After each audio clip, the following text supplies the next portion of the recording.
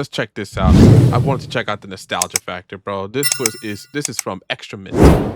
Strange connection to these graphics. What about these locations? Despite being over 2 decades old, there's something about these visuals that people... This was my childhood, man. This was straight up my fucking childhood. I grew up with every one of these Grand Theft Auto games. Grand Theft Auto 3, Vice City, San Andreas. I guess the offshoots of the game, like Liberty City Stories or Vice City Stories, I think it was. I didn't play these two, but these three I definitely played. And man, they were one of the best games I've ever played. Honestly, I don't even remember how I even bought them because they would not sell it to me because I was just a kid up until I turned 18 in 2009. So I definitely, and these games came out way before then. So I don't even remember buying it. I guess maybe my aunt or my mom bought it for me. I don't even remember, but I do remember playing it.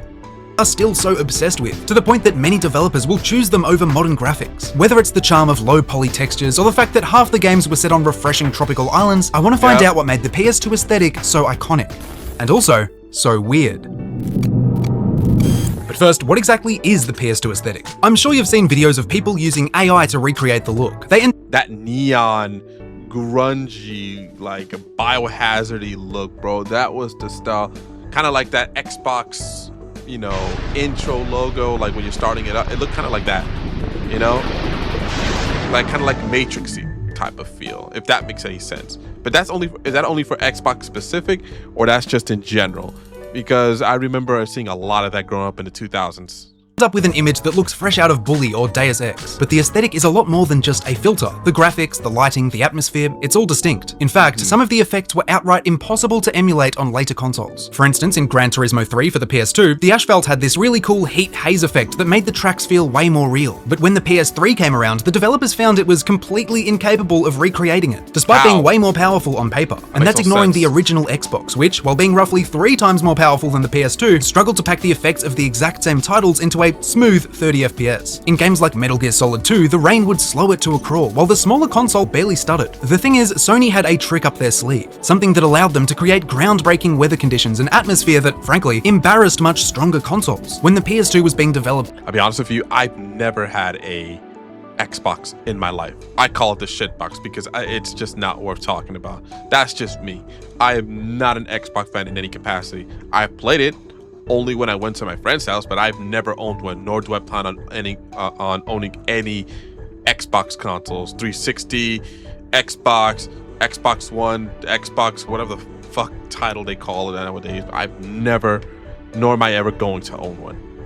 In the late 90s, they knew they wanted more from their games. More animation, more immersion, and naturally, more emotion. They didn't just want the Final Fantasy X, this is Tidus, or if you're from Japan, T2, they call him that. Man, my first ever Final Fantasy experience was Final Fantasy Characters to feel more alive though. Everything from the environments to the gameplay needed to be more intense and cinematic. They achieved this by the High Roads, I believe. I forgot the name of it, but it was the High Roads or Highlands or something. High Roads or some shit like that. It's been like more than 10 years since I played this game, so creating the emotion engine, a cluster of processors built to help generate particles and simulate cloth, rain, wind, and water at abnormal speeds. But with great power comes PS2 Hagrid. The gymnastics they had to do to make this engine even function came at a cost. A lot of the PS2 aesthetic revolves around this hazy, almost dreamlike filter that was layered over every game. It wasn't really an intentional choice though. It was a necessary trade-off for the engine's advanced effects and smoother gameplay. It just so happens to create an instantly recognizable style. Lights and faces have this unique, soft glow to them. On a technical level, this was often the result of games using vertex lighting. It calculates the light at the corners of a model and then blends it across the surface. It was simply cheaper and easier than doing the same for each individual pixel, which would have been the alternative. The consequence though is this blurred, softer look. The hardware was also responsible for the reliance on fog, another hallmark of the aesthetic. Silent Hill, Shadow of the Colossus, their fog isn't just hiding distant terrain, it's building atmosphere. Environments like forests feel so much more mystical. It begs you to keep Dude, when Shadow of the Colossus came out originally for the PS2, it was really groundbreaking. The movements of that specific character on that console was just ahead of its fucking time that not many games can recreate today, or even in the PlayStation 3 or PS4 era. I don't know what they did. I don't know what magic they pulled. I don't know what type of engineering they got, but the movements, like the way that the character moved and flowed for Shadow of the Colossus, like the way he rode his horse, the way he climbed up the those deities or those demons that he had to get rid of to like get this princess back or something like that. I never played the game, only like briefly. Was just crazy, you know. It was just insane, you know. I remember playing it at my friend's house, like when I was like, shit, I don't even remember, maybe like mid to late teens, I think, and it blew my fucking mind, you know. Exploring, slowly unveiling your surroundings instead of showing you everything at once. In Silent Hill, it was even more deliberate. By the second game, the fog had become an essential component of the— I was too much of a little bitch to play Silent Hill. I was too scared, you know? Same thing with Code Veronica X. I didn't play until years later. But when it originally came out, no, I couldn't do it. That game was too scary for me. Same with Twisted Metal Black. Those games were just completely like, oh my god, I don't want to play this game anymore. Even though I played Twisted Metal before, like 1 through 3, you know? But Black was just a whole different experience. You know, it was just too real. It was too real, you know? The art style and story. The PS2's Emotion Engine allowed it to be heavier and deeply claustrophobic. Still, these effects and filters aren't the only explanations for the aesthetic's popularity. There's just something so special about low poly graphics. And I know I'm not the only person who thinks this. It's become a whole niche today for graphic designers, with thousands of people intentionally using it in their artwork. In concept, it's pretty simple. Modern titles have more polygons, older titles have less. If you're looking at a bunch of chunky, flat surfaces, it's low poly. And if you're on the PlayStation 2, that's probably gonna be most of the games. Obviously, not to the same extent as the PS1, but still at a point where you can count the number of rectangles used for Big Smoke's fingers. Chances are, though, you remember these games as being just as immersive as— I played the original one, Resident Evil 4, but not for the PS2. I got it for the GameCube. Literally saved up 2 months to get it from my allowance, and I begged my dad, like, after work, can you please get it for me? I literally wrote down the name of it on a piece of paper so he could give it to the guy from GameStop and say, hey, here's this piece of paper. I basically wrote Resident Evil 4 for the GameCube.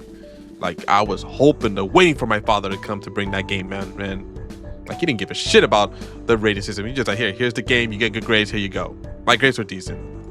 The ray-traced, hyper-realistic worlds we get now. And personally, I'd say this isn't simply nostalgia or— I'll be honest with you. I did enjoy Resident Evil 4 Remake a little bit more than the original one. Just saying. Your imagination. Low poly trades detail for clarity. There isn't as much clutter and complex textures filling up environments. Your brain can immediately process and get a clearer picture of the objects, terrain, and enemies around you. And for the stuff that isn't there, you just use your imagination engine, the same one you use when you read a book or close your eyes. Many argue that this creates a more engaging experience, because low poly graphics encourage you to fill in the gaps yourself. Kind of like how fog creates a constant sense of mystery. Until you've explored, you can only imagine what it's hiding. In both cases, it's what the game doesn't show you that makes you feel connected and intrigued. And that mysterious aura is exactly why people are so invested in the aesthetic. But it's still not the full picture. Because if you recognize most of the game so far, you might— What we got here? All right, let's see. Freedom Fighters. I can't beat the top one. I can't tell what they are. That's my— oh, no, this one. Devil May Cry. Devil May Cry 3, Dante's Awakening. Excuse me. Devil May Cry 1. I can't tell what these are. Mobile Force out. I never played it. Never played this game. Ghost in the Shell. I never played the game.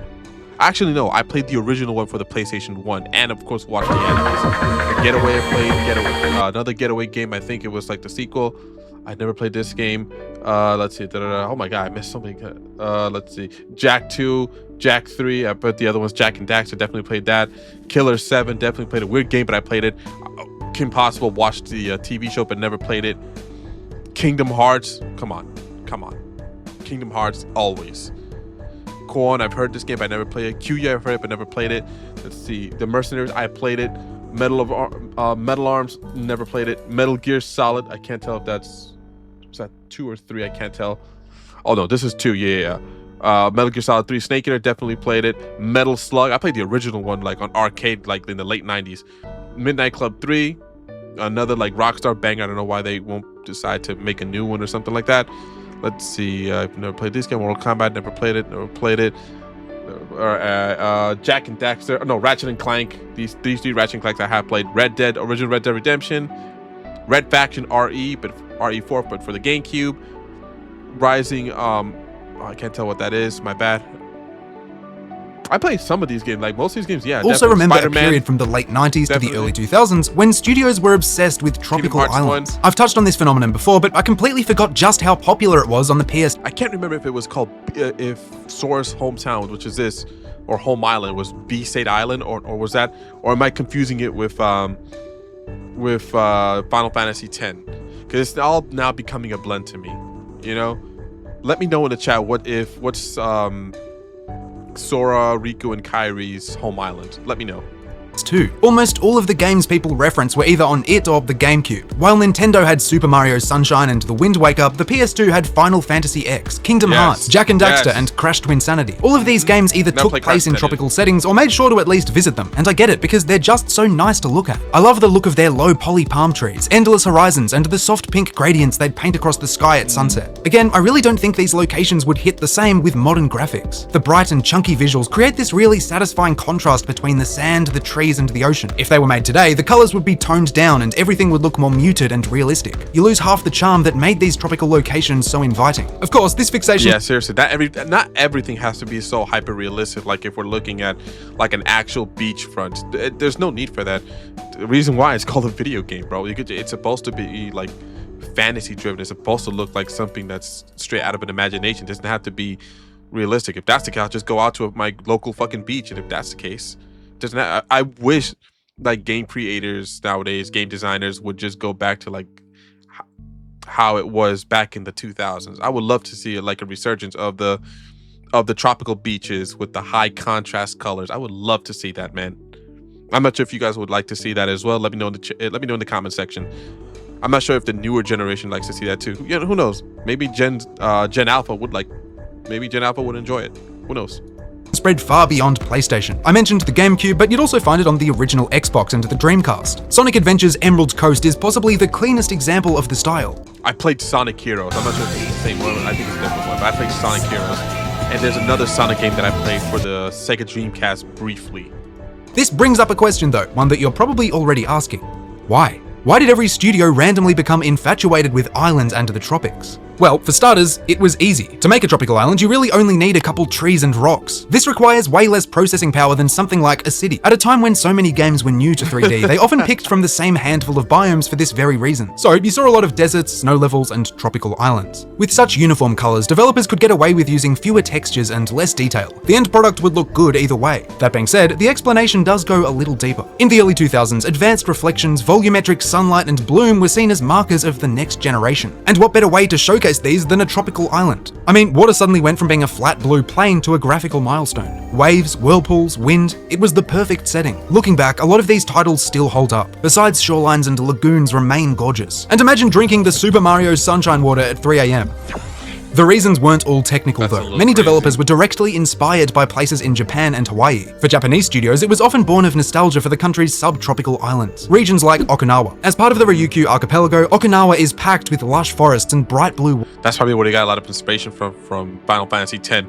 Because I do know that Tidus or Titu is a Okinawan name, and Yuna as well. I think Yuna means moon in Okinawan. It's not Japanese. Because I think moon in Japanese is Tsuki, I think. I could be butchering it. Don't quote me on it because my Japanese is complete trash. Waters. The lead writer for Final Fantasy X credits these very environments as the inspiration for Spira. Southeast Asia played a role too, particularly the foliage and architecture found in Thailand. Anyway, while I do miss this tropical period, it wasn't really the most memorable part of the PS2 aesthetic. In fact, most of its games had a completely different tone, one that defined what was arguably the darkest and edgiest period in gaming history. Ooh, that's fucking creepy, geez. There's something about horror games from this era that people find distinct. Fatal Frame, I remember this. Also, there's another game like I remember playing called Clock Tower as well. Clock Tower was pretty scary. And there was another game called, it's like where this girl with a white dog and she couldn't really do anything except she had to run from like this big, retarded, grapey looking dude that's trying to grab her and do stuff to her, and then like a robotic maid. Let me know in the chat if you know what I'm talking about. I don't remember that game, but I don't remember the name, but I remember the what it was about, you know. And of course Silent Hill, Resident Evil, Manhunter. Unsettling. So much so that they've carved out their own space decades later, inspiring hundreds of indie games and artists. For example, you may have heard of PSX Horror. It describes the look and feel of survival horror games for the PS1. Characterized by crunchy, pixelated textures, low poly models, and jagged edges, it's basically what you'd find in Silent Hill and early Resident Evil titles. A lot of their darker atmosphere came from technical limitations, and the same can be said for their sequels on the PS2. Yeah, even darker. And so began the golden age. Haunting Grounds. Okay, Haunting Ground. Okay. Yeah, this guy answered the question. Haunting Grounds. Of the PS2. Series that started off as family-friendly platformers were stripped of their innocence and given weapons and apocalyptic cover art. This was happening everywhere, but the PlayStation 2 was... This game was a fucking atrocious, bro. Devil May Cry 2. I don't know what the fuck the developers were thinking, bro. What were they thinking when they made this game? What a fucking disgrace, bro. And this game was a little bit weird. Sonic the Hedgehog with a gun. I was like intrigued and I was confused at the same time. Like, what is this? Like, what? Why does Sonic the Hedgehog have... Excuse me, that's Sonic. Shadow. Why does Shadow have a fucking gun? What's going on here? What is he doing? Is he trying to smoke an ops or something like that? What is he trying to do? What is he doing? You know? I never played it though. I can't really comment on it. Absolutely the epicenter. Even the tamest, most mediocre release would be wrapped in this epic, over-the-top aesthetic. Blood, explosions, metal. As we've established, it wasn't exclusive to horror games, but it was there that it really shined. They made an effort to explore darker, more provocative themes, paired with chaotic graphic styles. It was this edginess that led to more than a few titles being outright banned, censored, or... I've seen this game a lot, like this type of aesthetic a lot, like in Resident Evil File 1, like a lot of survivors just trying to get at Raccoon City. I also remember that aesthetic on there. Restricted in certain countries. Games like Rule of Rose and Manhunt. But that's beside the point. What I'm more interested in is why these games are still so creepy despite their technically worse graphic. Yo, they gotta make a remake of Manhunt, bro. They've gotta do something about that. I would love to see a remake of Manhunt because I'm tired of seeing Rockstar only dedicate their resources and money to just Grand Theft Auto and or second Red Dead Redemption. Eventually, once GTA 6 comes out, you know, Vice City, what then? What are they gonna do? Another fucking Red Dead Redemption?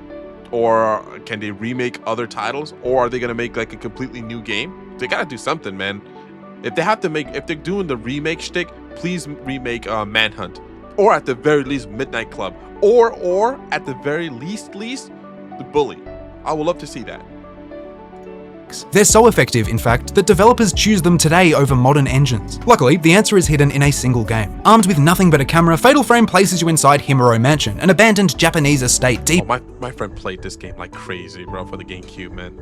Within the forest. The found footage style intro reveals that you're searching for your brother, who went missing there weeks ago. But as you venture deeper and deeper within, you realize that Himuro Mansion is far from abandoned. The game offers a masterclass in transforming graphical limitations into psychological horror. Textures have jagged edges that shift and shimmer with every step. There's a grainy filter that intensifies in moments of danger. These are both markers of low fidelity visuals, but here they add to the game's unsettling qualities. Everything looks distorted, unnatural. It's also just really dark. Even with a torch, there's places you can't fully light up. This and its relatively low draw distance makes enemies terrifying. They just emerge out of the darkness or blend in until you're far too close. The result is some uniquely disturbing scenarios. At one point, you run into an unidentifiable blob of flesh rolling around the floor. When you photograph it, the game simply reads, female head.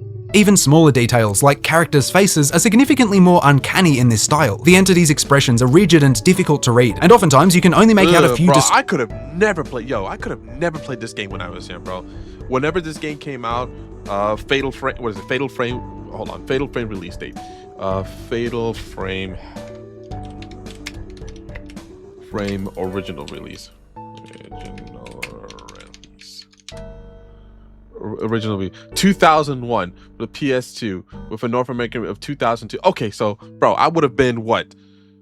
11 years old. I definitely would have been scared shitless out of this game. I would have not been able to fucking sleep for like God knows how many weeks, bro, playing this game. I tried it once, like I mentioned before, at my friend's house, but years after this shit released. Because I remember I wasn't 11 years old when I was playing it at my friend's house. I was like maybe 16 or 17 years old. But at 11, nah, this shit would have fucked my head up like real good. Disturbing details, a mouth, a pair of eyes. You can find these kinds of elements in pretty much every PS2 survival horror game. They share an aesthetic that worked because the graphics kind of didn't. Yep. But if we're calling games like Fatal Frame disturbing and unhinged, where do you find the words to describe this? Honestly, Hold on. Unhinged. Where do you find the words to describe? That looks like the fucking little alien dude. I'm not sure if you guys know the group System of the Down, but if you guys do, there's a song called Aerials, and the music video has like a little fucking boy who looks just like this girl, like kind of alien looking, you know? I don't know if they got that aesthetic from that or vice versa, but that's what I imagine it from. This. In the 90s and 2000s, ads were comfortable with getting a little freaky. Alright, maybe more than a little freaky. Nintendo ran a whole campaign for the DS centered around phrases like touching is good and you can touch me down there if you want to. That's crazy. For whatever reason, they slapped this message onto everything. Imagine walking around with a shirt saying, I was touched by the Nintendo DS. Kind of like the regional variants in Pokemon, they even made different versions for different locations. This one proudly reads, I got touched at Panama City Beach. When it's that specific, it kind of stops being funny. Dude, you can never get away with that shit in today's day and age, man. You can never get away with that shit. Some Karen or some fucking like libtard. Fuck, I hate bringing politics to it, but they're probably the people that'll probably stop you and start judging you for wearing that shirt, bro. I would, man. Damn. Anyway, Nintendo weren't the only ones doing this, and Sony's were even more traumatizing. Their mental wealth advert for the PS2 featured a woman with a warped, alien-like skull. There's no context, no gameplay, and no mention of the console. Instead, she speaks vaguely about human potential, expanding our limits and our minds. Naturally, it was all very intentional. In the director's seat was Chris Cunningham. Dude, I don't remember this. I honestly straight up don't remember. Unless those commercials came out in like in the earlier, like 2000 or like 2001. I don't remember shit, you know? And I would have been like, what, in 2000, I would have been 9, 2001, I would have been 10. Again, really young, not even a teenager, hell, not even 12 yet, so everything's kind of still like, on the fence, you know? But I don't remember like commercials and ads like that. Known for his work with... Unless they were like came out really late at night, which I probably was sleeping. My mom would never let me stay up that late at that age. So, you know, but I don't remember those ads.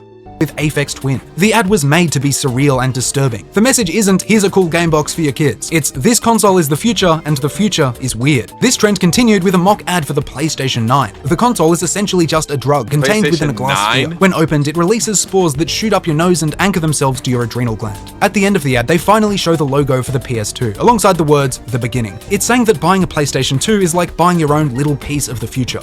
Still, it's a little harder to decipher their print ads. An eye with the 4 symbols etched in blood, a headless body shopping for heads. Some are cool, while others are simply disturbing. Another shows a man with a series of molds, preparing to shape faces made of clay. Cool, while others are This head looks like he just fucking vomited like crazy. Look at this guy right here. This guy looked like he just fucking lost his lunch. Like shit. Again, I don't remember any of these ads. Unless they played it like really late at night, or back then they didn't give a shit about what ads they played in the middle of the day. Because, you know, most of the kids were at school. You know, I don't remember any of this. Simply disturbing. Another shows a man with a series of molds, preparing to shape faces made of clay. Imagine being the poor fucker that gets squished into Homer Simpson. Again, these were supposed to make you uncomfortable. They wanted the PS2 to feel otherworldly and powerful. And when people finally got their hands on it, it lived up to those expectations. Because it didn't just feel like the future, it looked like it. Booting up a PlayStation 2 for the first time is a memory. And how cheap it was, $400.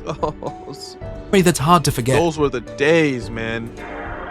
And the logo sound. Oh, let me go hear it again. Booting up a PlayStation 2 for the first time is a memory that's hard to forget. A chime rings out as an ethereal pad swells. Almost as good as the original PlayStation opening chime. In the background, creating a serene and futuristic ambience. Then the boom. The only time it didn't hit was when it played at 12 AM on a school night, but just as iconic as the startup sound were the visuals. The background features a collection of silver pillars rising through a blue haze. As you play, these increase in number, each representing a new game. The rest of the UI is relatively simple, but it still feels advanced, with abstract 3D elements and a clean black and blue color scheme. And it wasn't just the interface. Yep, They rolled with, it was a lot of blue. A lot of fucking blue. Like, compared to the Xbox, which was that like neon biohazard green, ours PS2 was that cool slick blue look, you know what I mean? That's how I personally like the blue, you know? That neon green shit kind of reminded me of that slime from like Nickelodeon. I wasn't really a fan of that. The console itself had a bunch of futuristic variants and colorways. My favorite has always been the translucent ocean blue model, released exclusively in Japan. These were fucking rare to get. I think I saw one long time ago, like it was red or something, or rose pink or red or some shit like that a while back. But I could never get my hands on it.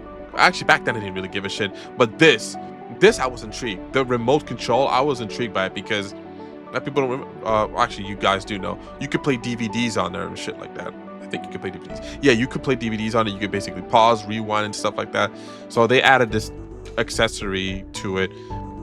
I begged my mom for it, but it was like, no, the controller works just fine. I had no idea how she knew that, but I was like a little bit bummed out because I wanted the controller. It just looked cool.